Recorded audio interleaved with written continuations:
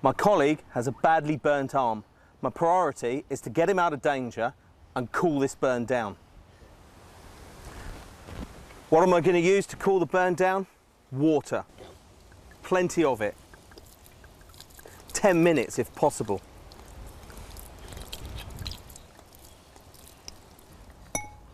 Now I've cooled this burn, I'm going to select a special burns dressing that doesn't stick to the wound. It's got special gel to cool the burn and help it not stick to the wound.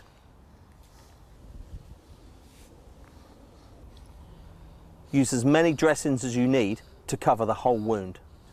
If you haven't got the special burns dressing, use a damp cloth, something clean and wet, not to stick to the wound,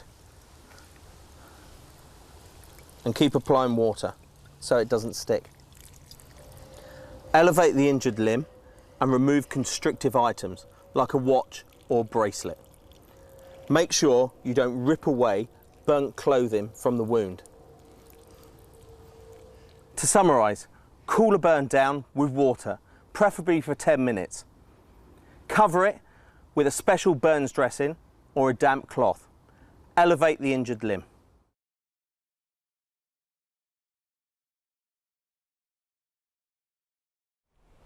Head, neck, spinal injuries are common after car crashes and falls from height. Care should be taken to avoid any unnecessary movement.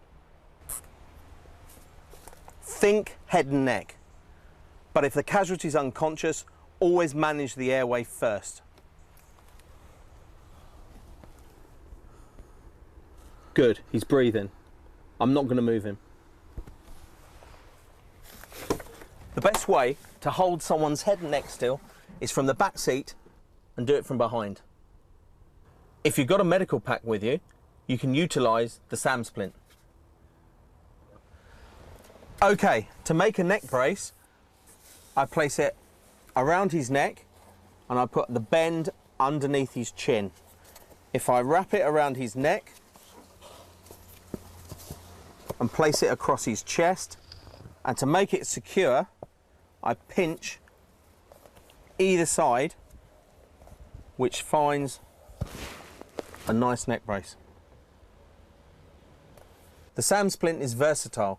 You can also use it to splint arms and legs.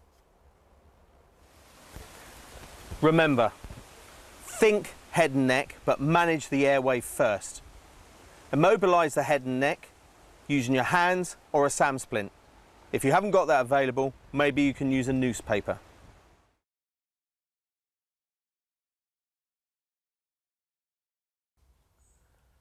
My colleague has got an infected wound.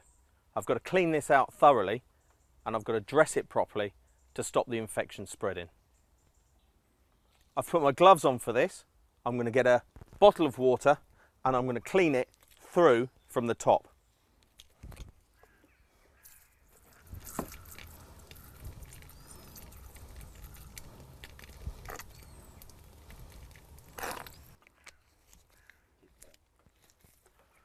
I'm now going to get my wipes from the medical pack and I'm going to clean it thoroughly from the inside going outwards. I'm going to use as many as I see fit. I'm going to apply some iodine from my medical pack. This might hurt, but it's going to stop the spread of infection.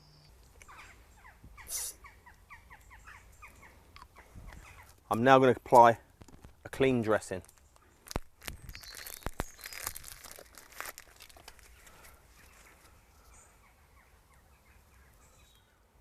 I'm now wrapping the bandage around the wound to secure it in place. I'm going to re-clean it and do the same procedure every 6 hours.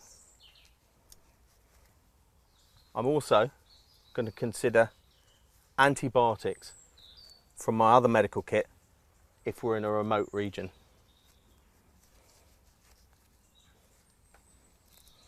To summarise, my colleague's got an infected wound.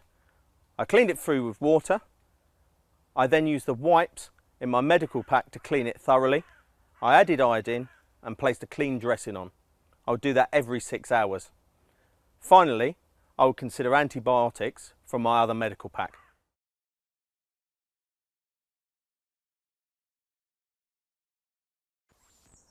We're in a hot environment and my colleague's been sick. She's feeling dizzy, feeling faint, she's looking very pale. I think she's suffering from a heat illness. I've got her out the sun, I've put overhead cover up. I've got her lying down with her feet elevated in a hammock. I'm now going to go and cool her down.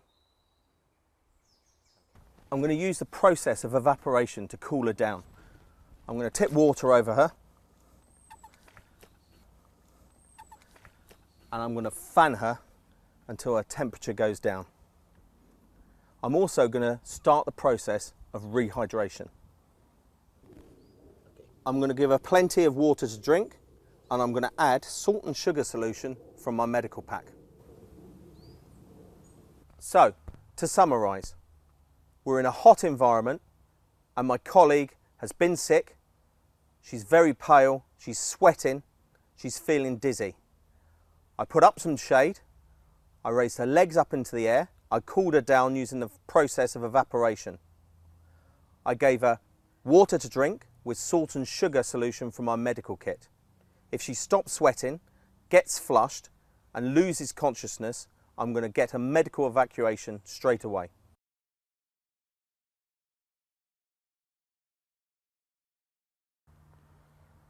We've been working at an altitude of above 3,000 metres. My colleague has been sick, he has a bad headache, he's fatigued and he can't get his breath. I think he's got acute altitude sickness. I'm dealing with the situation by resting him. I'm also giving him plenty of fluids to drink and a painkiller for his headache.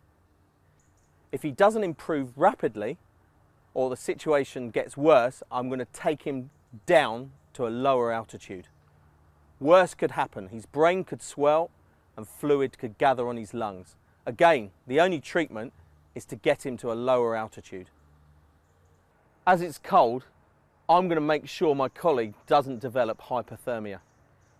What I've done is I've provided shelter from the elements, the wind and the rain. I've made sure he's taken wet clothing off and putting dry clothing on. I've placed him in a survival blanket into a sleeping bag. I'm also going to make him have some high energy food because calories means warmth. I'm also going to be giving him some hot, sweet drinks to warm from the inside outwards. There you go.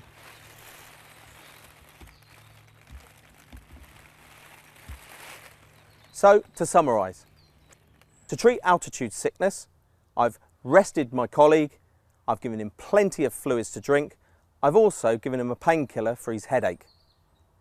If the symptoms get worse or don't improve rapidly, I'm going to take him down to a lower altitude. I'm also preventing him developing hypothermia.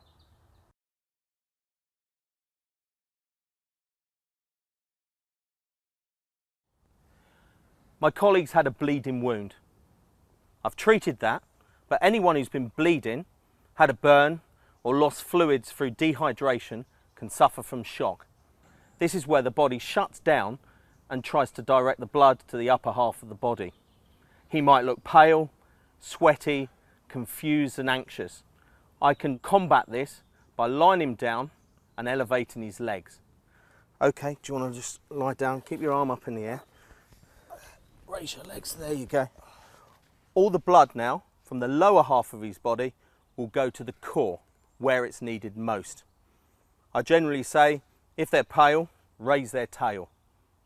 You can follow this on by keeping him warm and waiting for medical aid.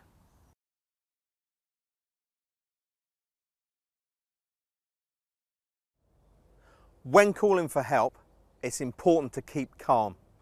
The information you need to send is the location where you are, what's happened, what services you need, number of casualties, and the extent of their injuries.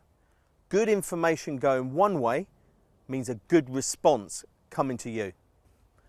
Remember, if you're using a satellite phone, you'll need a clear, open space, away from tall buildings and tall trees. It takes a while for the phone to acquire the satellites to get a signal.